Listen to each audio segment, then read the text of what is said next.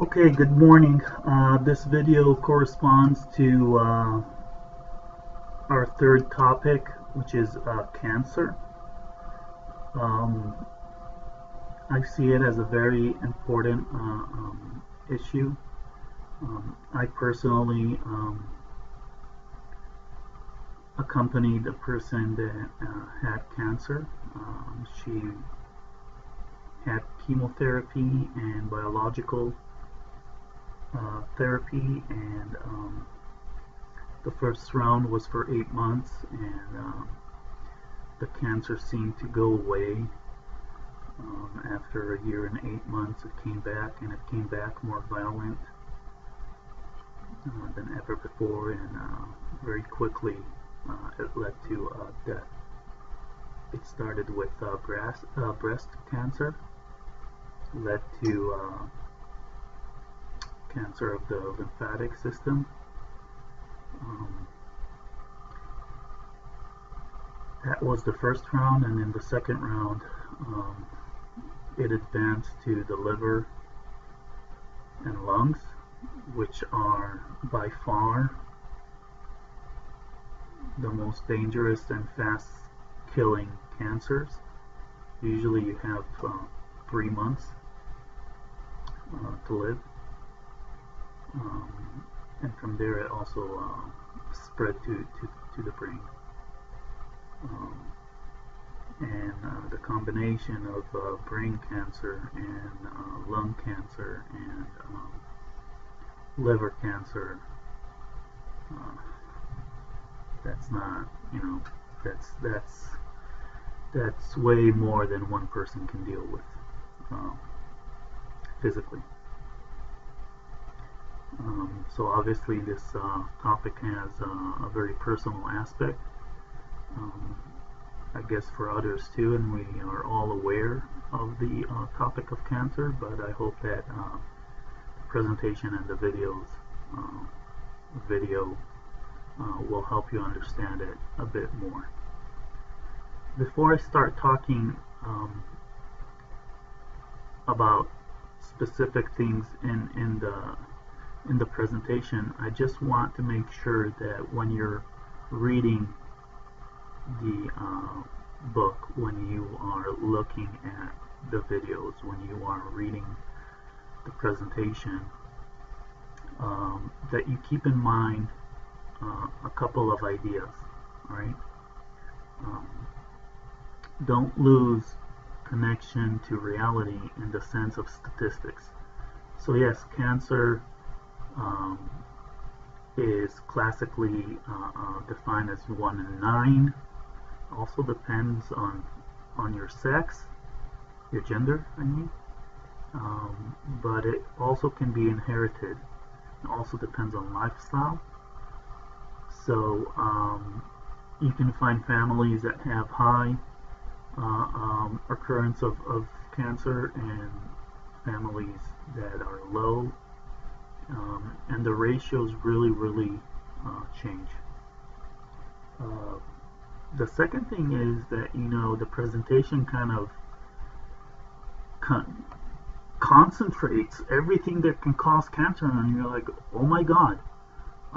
Yes, true, there are many causes to cancer. There are many ways that cancer can be developed, but just remember one thing when you're reading, and I emphasize that, but I want to emphasize that also in the video. For cancer to occur, a lot of things have to go wrong at the same time, and a lot of things have to go right, so to speak, when you're looking at it from the cancer's side of things. So it's not that simple. It's a combination of conditions that have to occur at the same time or for prolonged times in order for cancer to develop. So it's not that easy. It doesn't happen that much relatively to what it could have. All right. With that said, we have a few points. First of all, cancer is related to exercise. We're talking about reasons for cancer that are lifestyle and inflammation and infections and genetic changes, and exercise has all of those in them. So am I trying to say don't exercise? No, obviously not. But somewhere we have to be truthful and understand that exercise is part or not of a lifestyle, right? Exercise can induce inflammation. Is that enough within itself to cause cancer? No, we just talked about it. But you know, if someone, God forbid, is on a pathway to becoming a disease with cancer, exercise might cause inflammations that will progress that. Not necessarily. Once again, not necessarily. Infections can be caused due to exercise indirectly. You can get hurt. You can hurt your skin. We know that the immune system is weak after exercise. We have that window that the immune system is suppressed, and that's part of what can induce cancer or help it progress. And most definitely exercise, cancerous cells lack any rules when it comes to shape and size, so they have no defined shape and size. The next thing that is very, very important to the progression of cancer is the ability to invade the environment, other cells, and spread. Those are two things. Why? Invasion to nearby cells is relatively easy. It means that if, God forbid, you have cancer in one of your glands, it's going to be in the area of the gland.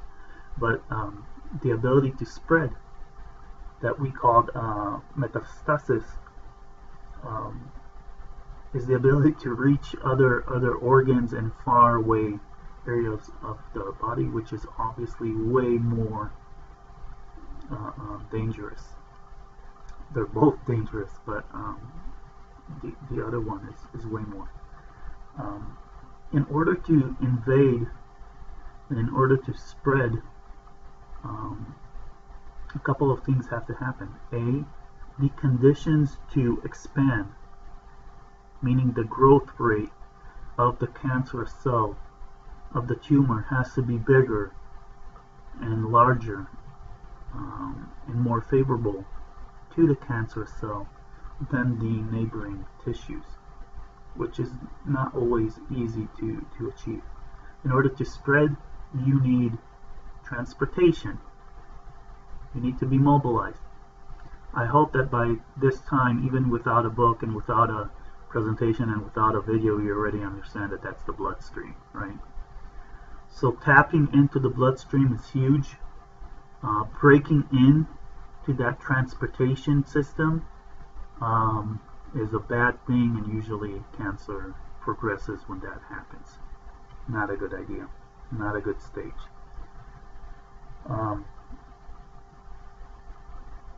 When conditions are optimal, when cancerous cells have achieved those advantages over the environment, then we see the invasion, and then we see biomarkers of cancer in blood and other fluids. If you've noticed, the bloodstream is a very comfortable and positive place for things to grow and progress, even if they're bad for us.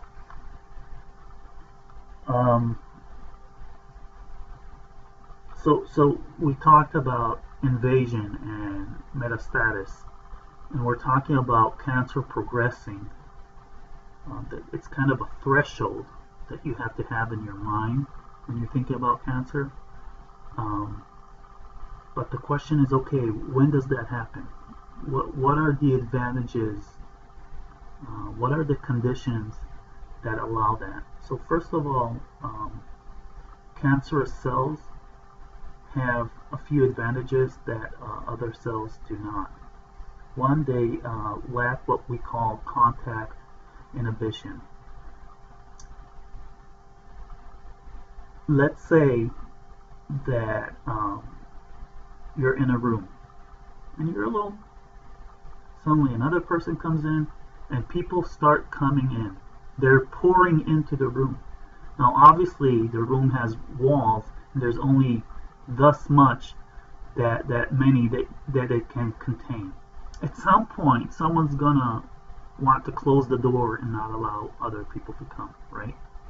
So that's contact inhibition, because the more people that come into the room, the more chances that someone's going to contact you, is going to touch you, is going to confine your personal area, space, is. So the same thing happens with cells in a tissue. If the tissue is not expanding but more cells are generated, at some point it's going to stop because of that contact inhibition. That's something that cancerous cells lack. They lack that, meaning that they don't care. So using the room example, people are going to continue pouring into the room, and at some point it's just going to explode. So that's something that cancer does. In addition, most cells, if not all of them, that are normal, they have to have a stable surface to grow on. Otherwise, the stability of the cell won't allow them to function, and the cell will die.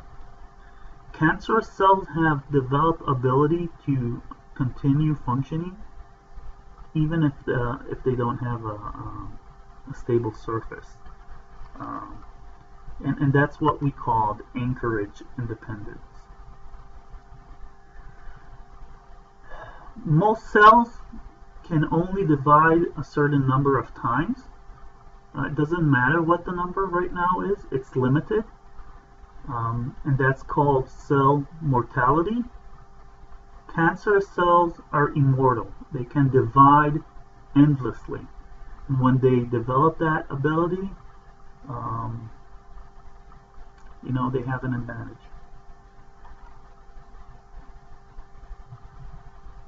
Gene expression changes are huge. It's almost the easiest way to proliferate and get what you want, because it can be inherited, it can be multiplied by copies. It has cancer cells can affect almost every level of genetics. They induce changes, they eliminate threats, they activate genes that cause cancer, they silence genes that oppose cancer, they decrease the ability to repair mutations, to repair damages, and as age progresses, our ability to cope with those things is lessened. Sorry about that. Is lessened naturally.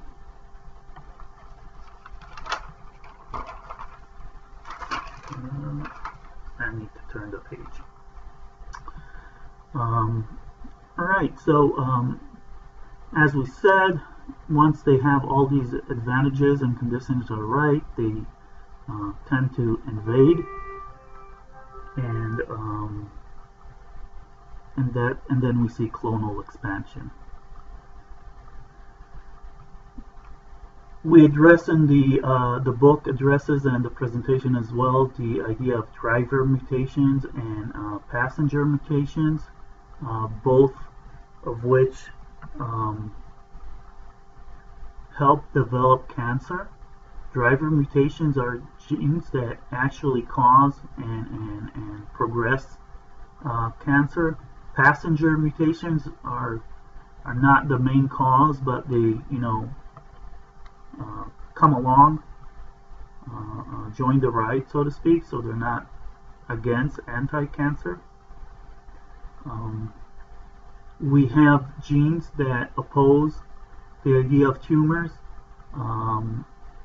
which are called tumor suppressing genes. Remember, when we're talking about genes, throughout the course in your life, genes can be activated and deactivated. So you have four options, right? Let's say you have a gene that is fighting cancer, a tumor suppressive gene. If it's inactivated, cancer might develop. If it's activated, the chances of cancer are lowered. If you have a gene that induces cancer, if it's inactivated, you have just lessened the chances of cancer. If it's activated, you elevated the chances. So remember that you have two options when it comes to genes, at least two. So that's what we're calling silencing, right? Turning off, turning on, activation, inactivation. Genes can copy themselves sometimes. It happens in clusters and due to different reasons that we're not going to go into. The master's degree students that have taken biogenetics should know these mechanisms. And when you take a gene that is pro-cancer and it is multiplied, it is copied again and again and again, the chances of cancer happening is bigger. It's like having a raffle and having more tickets. Your chances of winning, in this case you're not winning, you're losing if you have cancer, but the chances of something happening, the outcome that you want is bigger. Does that make sense? We're talking about alleles. You get one for every trait from both parents, right? So in order for cancer to develop, both alleles have to be either silenced or changed, which is good in the sense that it's one more barrier for cancer to have to pass in order for cancer to happen. We have what we call caretaker genes. These genes are in charge of maintenance and repair of the genome, of DNA, and when they are unactivated for numerous reasons, you have no repair mechanism, and part of your ability to fight the chances of developing cancer have just been decreased, so that might help develop cancer. We do have what we call germlines, gene families, which certain factors, components that lead to cancer, DNA, RNA, are passed from generation to generation. Once again, remember, the idea that you are a carrier does not mean necessarily that you are going to develop the disease, but the potential is there. It really depends on how violent or how proactive that genetic component is. We have the telomere, which is the cap of chromosomes. It is produced by telomerase, and if telomerase is not active, you won't have that cap. That leads to mortality. So it is in the best interest of a cancer cell or tissue to activate telomerase in order to produce that cap, in order to be immortal. Another characteristic that is very interesting and obviously has a lot to do with us and with our field is very high metabolism. This should not surprise you, because we're talking about cells that have so many needs. They are dividing more than others. They are dividing rapidly. They need a lot of supplies. They are invading. They are influencing DNA, influencing other environments. They want to spread.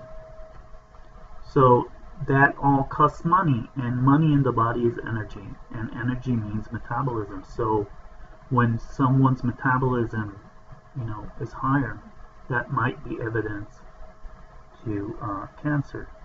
The preferred pathway, as indicated in the book and presentation, is aerobic glycolysis, and the idea is very, very, very simple. You've learned this in advanced physiology. The word rapid means fast. Fast means that you don't have time to break down huge molecules. So fat and protein are not the best candidates. What are we left with? Glucose and glycogen. But we also need high amounts of energy.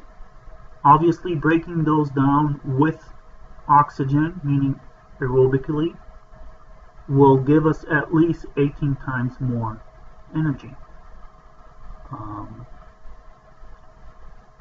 So it's a no-brainer, right? Let's talk about stem cells.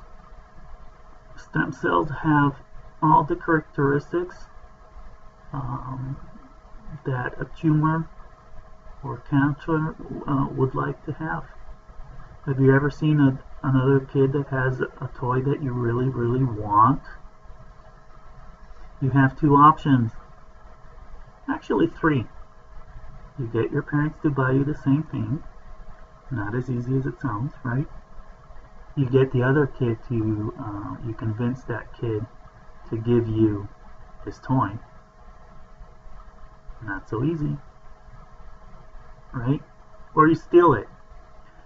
So obviously we're dealing here with cancer and cells that tend to invade and spread. So if a stem cell becomes cancerous, that's like the Superman of cancer cells. It has every ability and need that a cancer cell wants to have in order to proliferate. They can renew themselves. They can differentiate. It's two more advantages to cancer. Another thing that cancer does, which is amazing, is the ability to turn white blood cells, which are the part of the adaptive immunity system, right, of the body, and make them help the cancer cell. The way that is done is that they convince, so to speak, those white blood cells to actually give them growth and expansion factors, and that is amplified in chronic inflammation, where those factors in white blood cells, are in abundance. We can talk about viral causes of cancer. Obviously, the mechanism is relatively simple. You have a virus. It infects the body, meaning that it has overcome the abilities of the immune system. You already know, I hope you do, you should, that inflammation is going to be part of it, and we talked about inflammation as a very fertile ground for cancerous cells.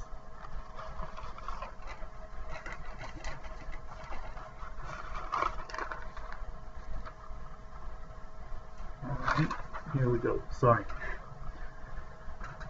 So, going deeper into the idea of viruses, we have what we call vertical inheritance, and we have horizontal inheritance or infections.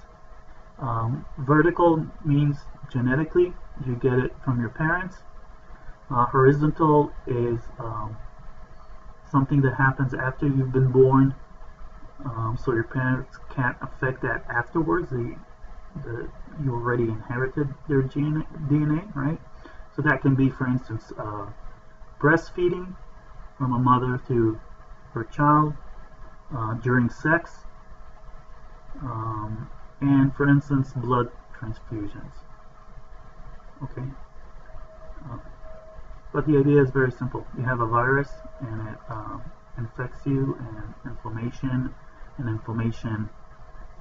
elevates white blood cells that can be recruited, right, and growth factors, and blood supply, and gene expression. So there's enough there to proliferate. In advanced stages, which is bad, of cancer, patients start to suffer in general, and a major hallmark of advanced cancer is pain. Pain is associated with terminal cancer, meaning leading to death. And that is when metastasis is extremely advanced. At this point, you can see tumors that send kind of arms extensions to the nearby environment, and of course migration of cancerous cells in the body, which theoretically can appear anyway. Using the example that I started with, it started as breast cancer, progressed to lymphatic cancer. By the way, the lymphatic nodes and glands of the area were taken out, and the breasts were cut off, removed, and then it advanced to liver and lung and brain. So that's migration, right?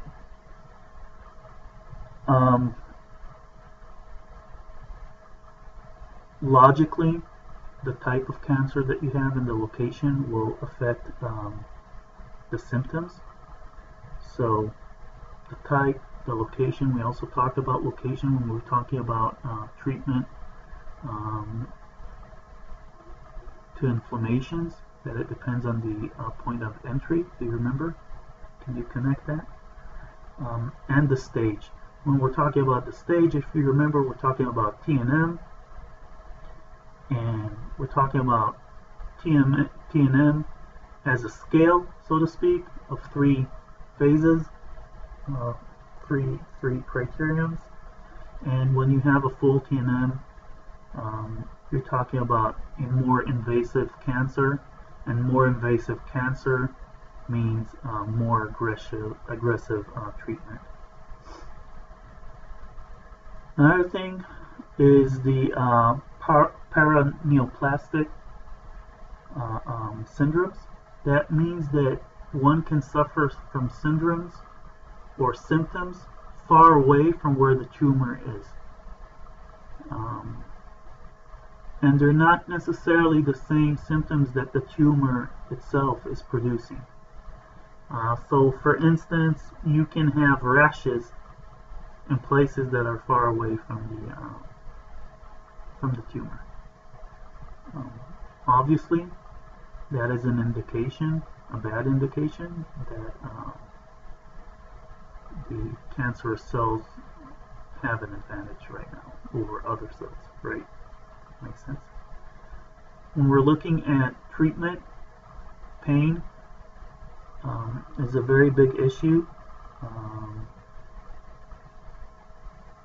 for two reasons.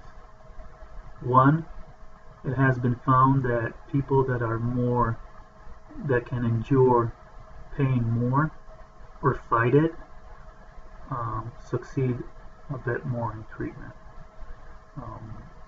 The way pain is perceived by the patient, by the person, is very important. It obviously influences the will to fight. So you have sex differences in general.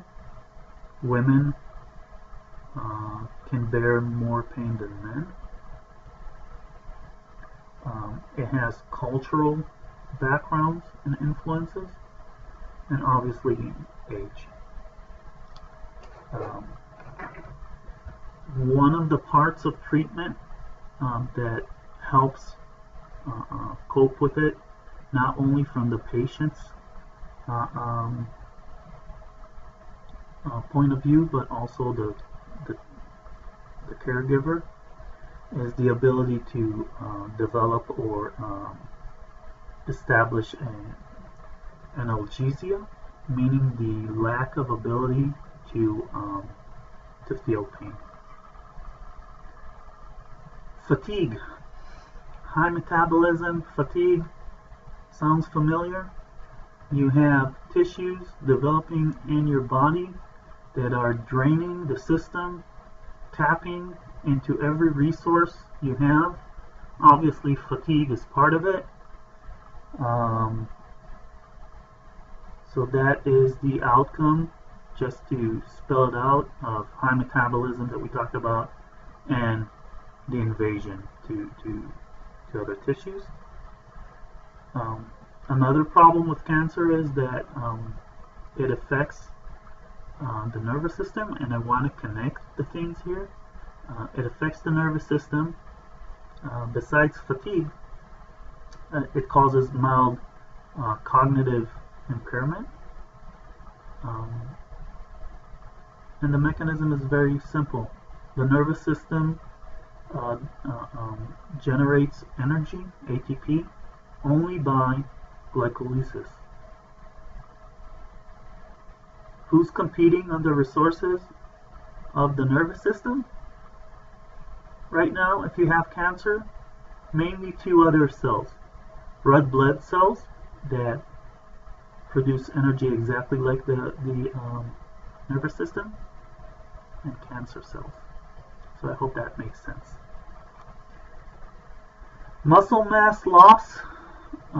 Obviously, muscle mass has high metabolism relatively to other cells. It takes a lot of maintenance, and right now you have a factor in your body that is fighting that and challenging that. You have changes to genes.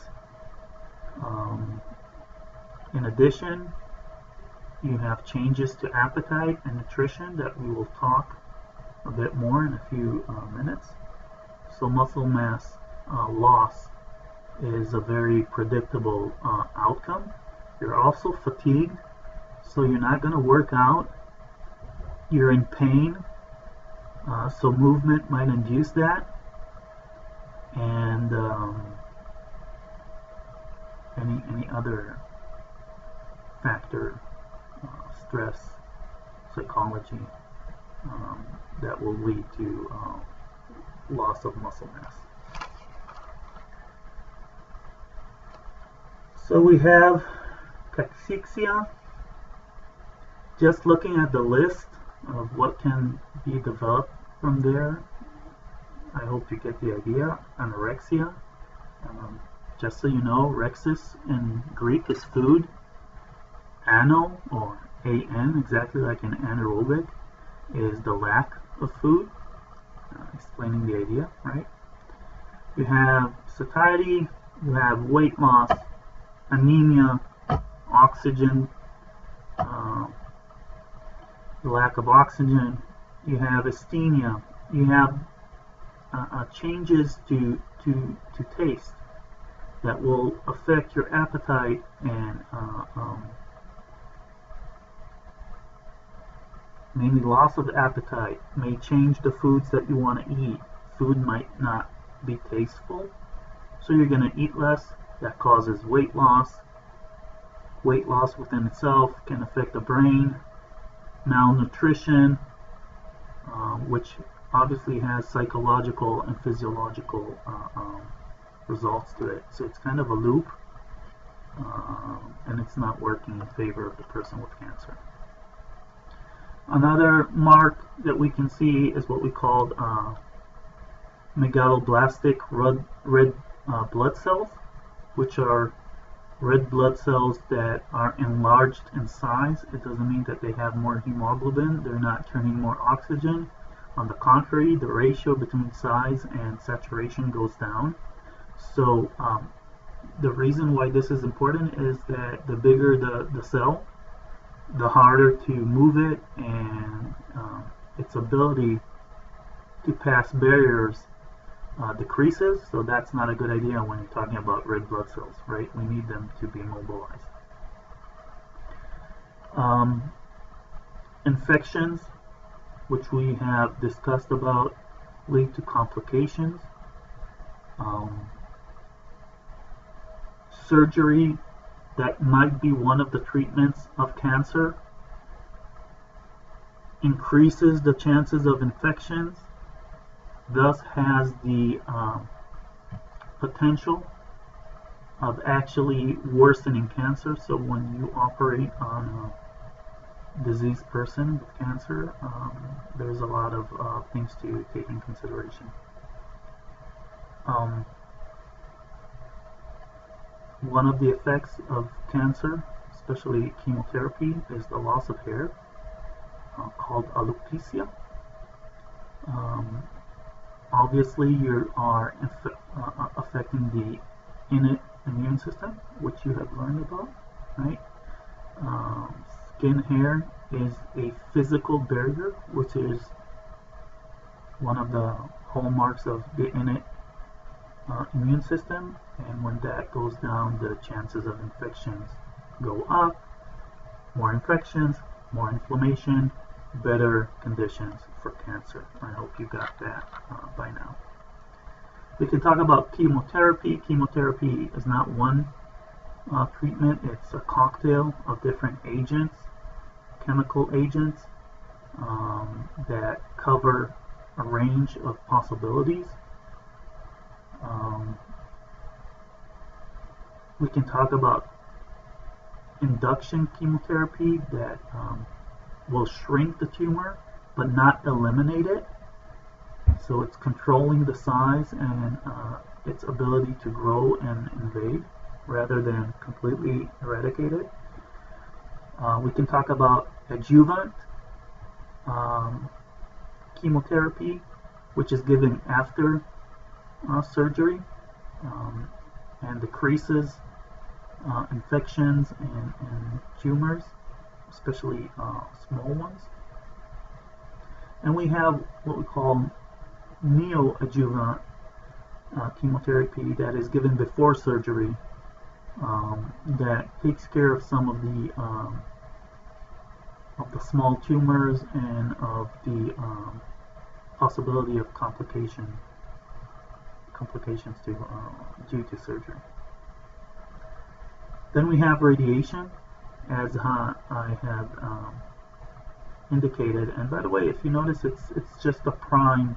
It's a major and leading principle in life and in the body, and I emphasize this. There's no good and bad. It's about the where, the when, and the who, and how much.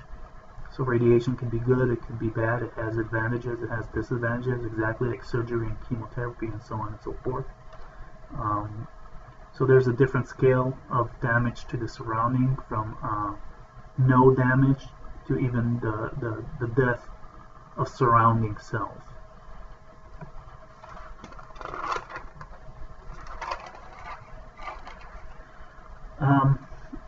When someone is given radiation treatment, good oxygen supply is a must. If you want the treatment to succeed.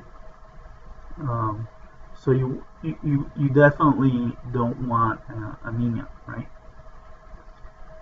If we go into the reasons for cancer epidemiology, we can grossly divide the causes to controlled reasons, which are the majority, by the way, or can be controlled, maybe is more accurate, and uncontrolled, meaning that you cannot control them, which is more genetically based. The vast majority of reasons, as I said, can be controlled, which is interesting, and it's very hopeful. I'd rather have that situation other the alternative. Smoking right now is regarded as the most preventative cause, but not the only preventable cause. If we're talking about choices of food, if we're talking about choices of environment, if we're talking about behavioral choices, stress, and smoking, for instance, these are obviously things that you can control. To what extent depends on your choices. All right? So there are more and less.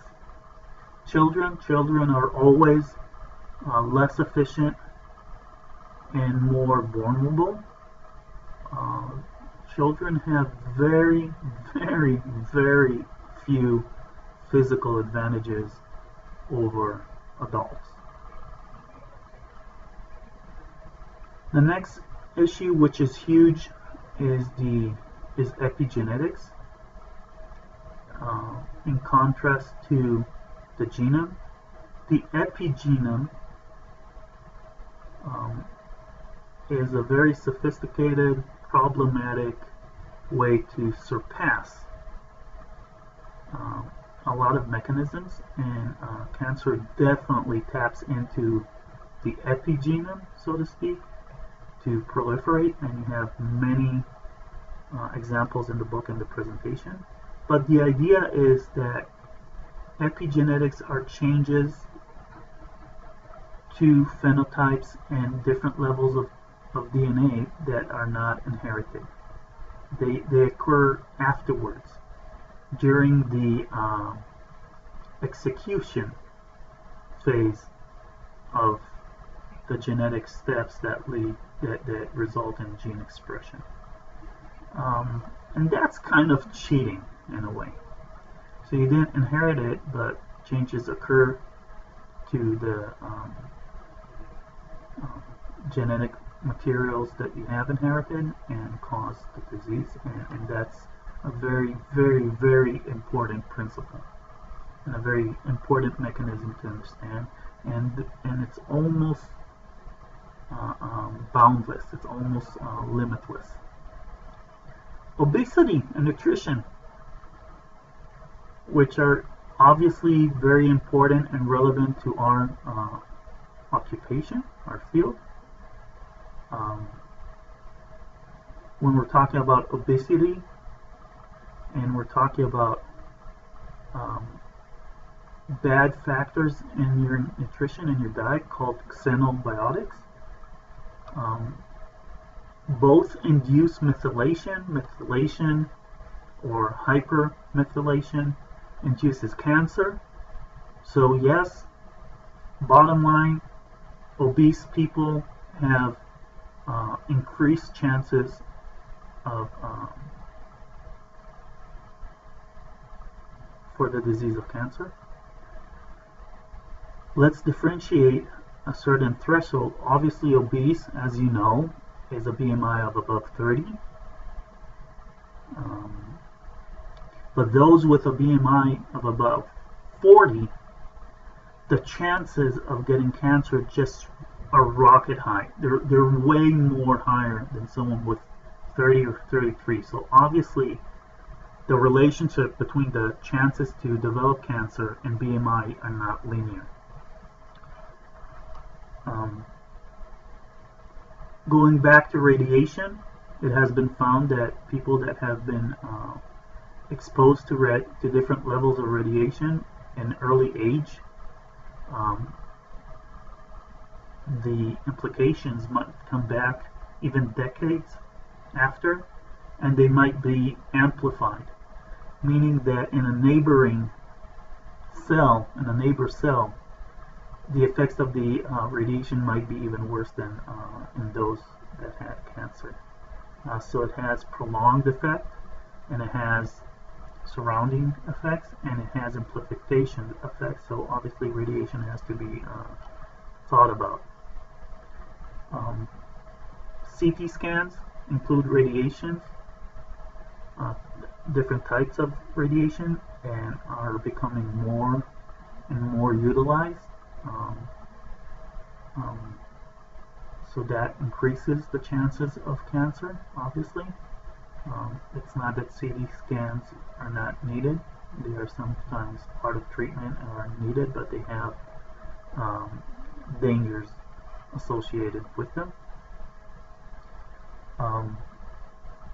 And when we're talking about implications to neighboring surroundings or far away surroundings, we're talking about what is called the bystander effect or effects, meaning that even cells and tissues that are not cancerous are affected by the treatment.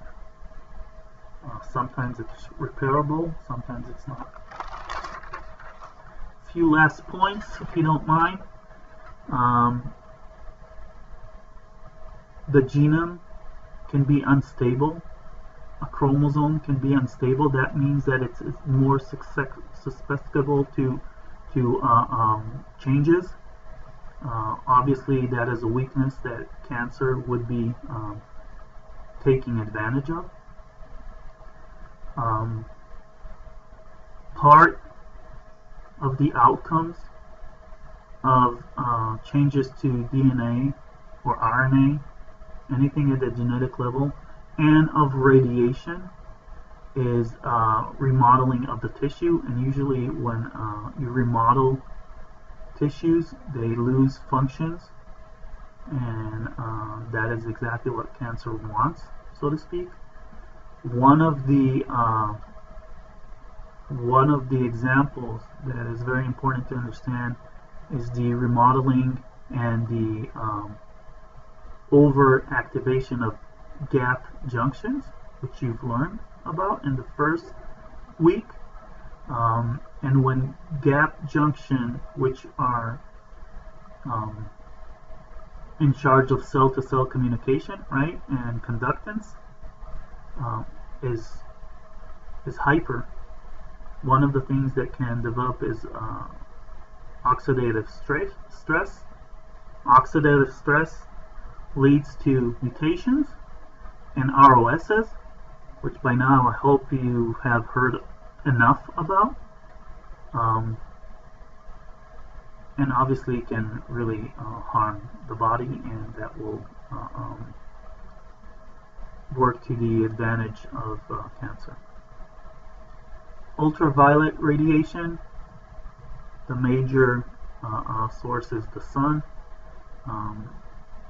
produces mutations and ROSs that may lead to cancer, obviously. We have electromagnetic resonance, which radiation, which means that a lot of the equipment that we use, laptops, cell phones, microwaves, and so on and so forth,